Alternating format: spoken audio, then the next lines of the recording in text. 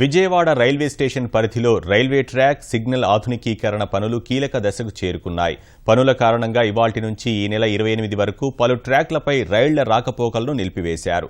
Vijayawada station మీదుగా వెళ్లే కొన్ని రైళ్లను రద్దు చేశారు. కొన్నింటిని శివారు ప్రాంతాల నుంచే దారి మళ్లించి నడుపుతున్నారు. ప్రతిరోజు లక్షల మంది రాకపోకలు సాగించే విజయవాడ రైల్వే స్టేషన్ పరిధిలో ఆధునికీకరణ పనులు ఈ నెల 28లోపు పూర్తి చేసేందుకు రైల్వే శాఖ శ్రమిస్తోంది. నిరంతరం ఉన్నతాధికారుల పర్యవేక్షణలో శరవేగంగా పనులు చేస్తున్నారు. విజయవాడ స్టేషన్ మీదుగా ప్రతిరోజు 180 రైళ్లు వెళ్తుండగా పనుల కారణంగా కేవలం 60 వరకు మాత్రమే నడుస్తాయి. స్టేషన్లో మొత్తం 10 ప్లాట్ఫామ్లు ఉండగా కేవలం 4 ప్లాట్ఫామ్లపై మాత్రమే రైళ్లను అనుమతిస్తున్నారు.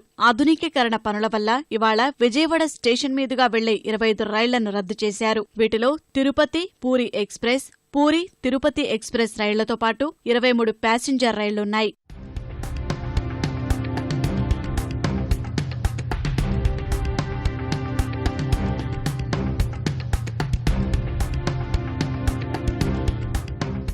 ఆధునికీకరణ పనుల కారణంగా విజయవాడ స్టేషన్కు వచ్చే రైళ్లలో కొన్నింటిని శివార్లకే పరిమితం చేస్తున్నారు. విశాఖ సికింద్రాబాద్ వైపు వచ్చిపోయే రైళ్లు రాయనపాడు, రామవరపుపాడు, గుణదల స్టేషన్ల నుంచి మళ్లిస్తారు. గుంటూరు వైపు నుంచి విజయవాడకు వచ్చే పలు రైళ్లను కృష్ణా కెనాల్ వద్ద నిలిపివేస్తారు. కొన్నింటిని దారి మళ్లించి నడుపుతారు. ఈ నెల 28 వరకు మార్పులు అమల్లో ఉంటాయి. ప్రయాణికులు ఇబ్బందులు పడకుండా శివారు స్టేషన్ల నుంచి నగరంలోని ప్రధాన ప్రాంతాలకు ఆర్టీసీ ప్రత్యేక బస్సులను ఏర్పాటు చేశారు.